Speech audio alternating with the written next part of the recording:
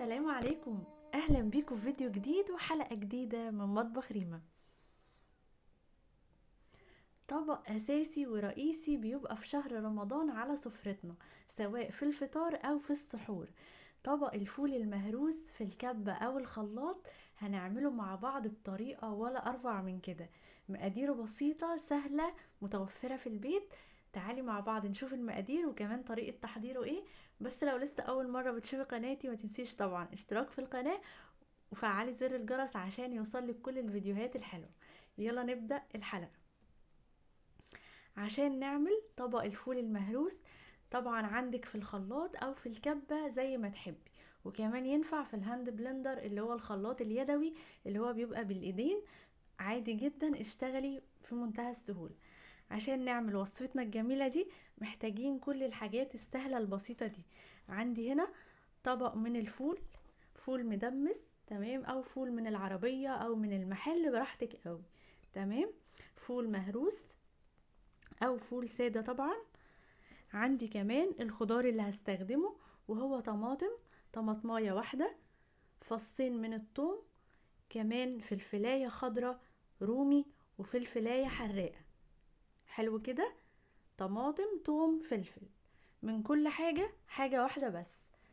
عندي كمان معلقتين حلوين من الطحينة، وكنا عاملين لها حلقة طبعا، وفي منتهى الجمال بتعمل لك كمية خطيرة جدا هتستخدميها في كل حاجة. عندي معلقة واحدة كمان من الخل الأبيض،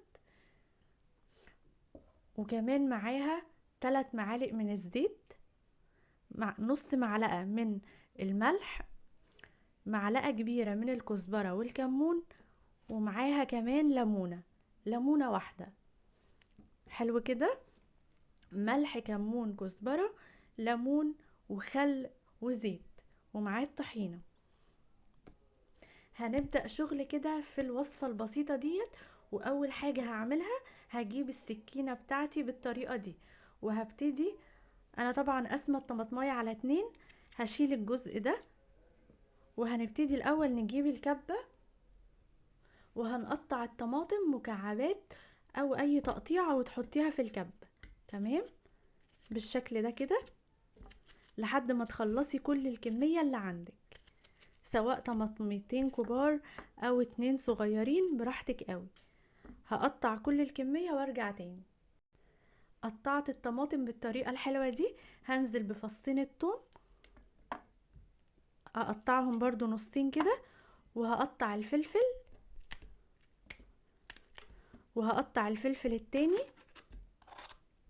الحجم اللي انت عايزاه. كل ده هيتطحن في الكبة، وكمان لو شغالة في الخلاط طريقته بتبقى سهلة جدا سواء هنا او هنا. تمام. بالطريقة الحلوة دي خلصنا كده. قطعت كل كمية الخضار اللي عندي،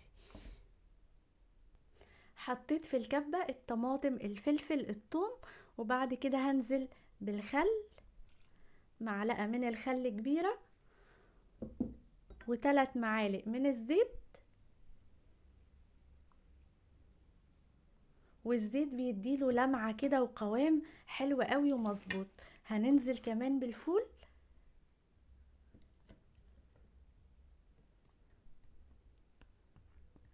ده احلى طبق فول مهروس، حلو قوي وطعمه لذيذ، وطبق اساسي كده على السفرة كل يوم، فلازم يبقى طعمه طبعا مختلف وحلو. هنزل كمان بالطحينة، معلقتين حلوين من الطحينة، لو عايزة تزوديها بتديله تطعيمة خطيرة.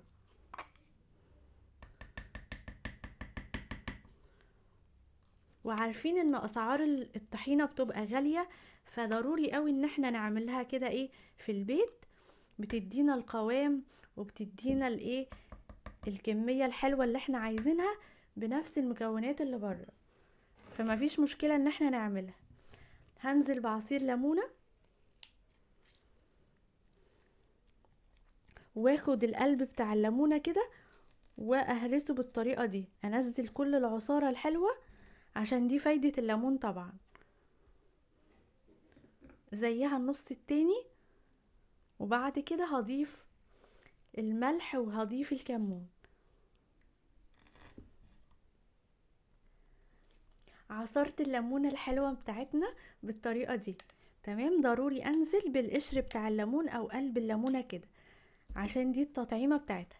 هنزل بمعلقة كبيرة من الكمون والكزبرة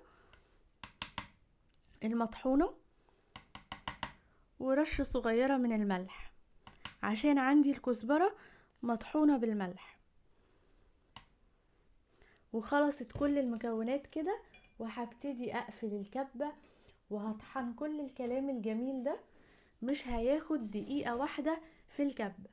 هقفل كده وهطحنه ونشوف شكله عامل ازاي.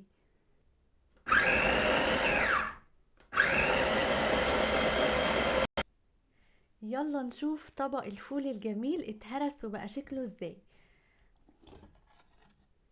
شايفين القوام عامل ازاي؟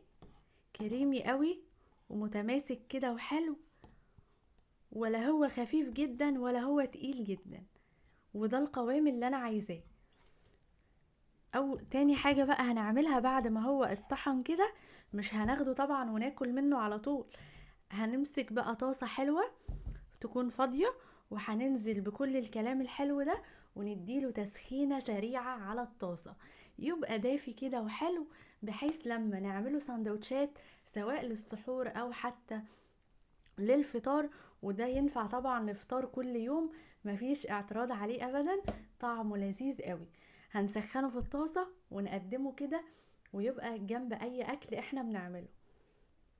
ما ينفعش خالص اخده كده واقدمه في الطبق وناكل منه على طول، لان في حاجات عايزة تتسخن كده وتشم طعم النار عشان تديك التطعيمة يعني اللون والريحة والطعم يتركز اكتر.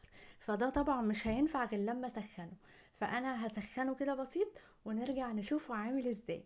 ما تنسيش لايك حلو للفيديو واعملي اشتراك في القناة لو ناسية، ويلا نشوف بقية الخطوات. وسخنت طبق الفول بتاعي الجميل، وهبتدي انزل في الطبق كده ونشوف شكله عامل ازاي. شايفين قوام الفول؟ ولا اروع من كده.